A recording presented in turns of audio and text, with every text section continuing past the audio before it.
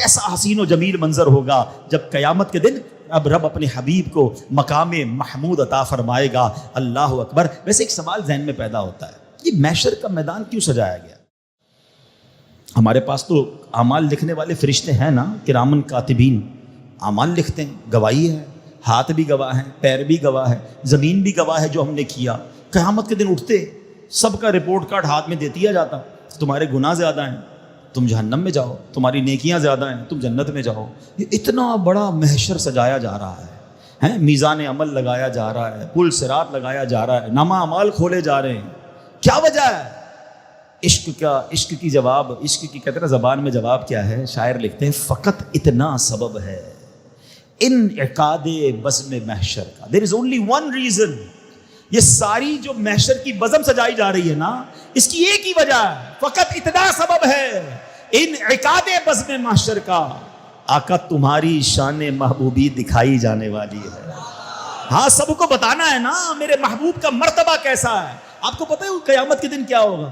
جو ان بلیور ہیں, non Muslims ہیں, وہ سارے مان جائیں گے. یہ جتنے آج کہتے ہیں نا شفاعت بتانی ہوگی کہ نہیں ہوگی, معاذ اللہ نبی پاک کا کلمہ بھی پڑھتے ہیں اور آقا کی معاذ اللہ شان میں گستاخیاں بھی تلاش کر رہے ہوتے ہیں, عیب بھی تلاش کر رہے ہوتے ہیں. ایسے بھی بدقسمتی سے کلمہ پڑھنے والے ہیں, اور کچھ وہ ہیں جو مسلمان ہی نہیں ہیں. جتنے بھی لوگ ہیں نا قیامت کے دن سب مان جائیں گے. ہاں کیونکہ وہ تو اپنی آنکھوں سے دیکھ رہے ہوں گے کہ اللہ نے کیسا مرتبہ دیا ہے. یہ جو کہتے ہیں وہ ہو جاتا ہے, یہ شفاعت فرما رہے ہیں, ان کی خوشی پر رب کی رضا ہے. اللہ اکبر. مگر اس دن کا ماننا کام نہیں آئے گا, ورنہ تو سارے کافر بھی مان جائیں گے, غیر مسلم بھی مان جائیں گے نا. ماننا کس کا کام آئے گا؟ جس نے دنیا میں رہ کر اپنے حبیب کو اپنا سب کچھ مانا ہوگا. بریلی کے تاجدار یہی تو سکھا رہے ہیں. کیا بتاتے ہیں؟ آج لے ان کی پناہ جے مدد مانگ ان سے, آج لے ان کی پناہ آج مدد مانگ ان سے,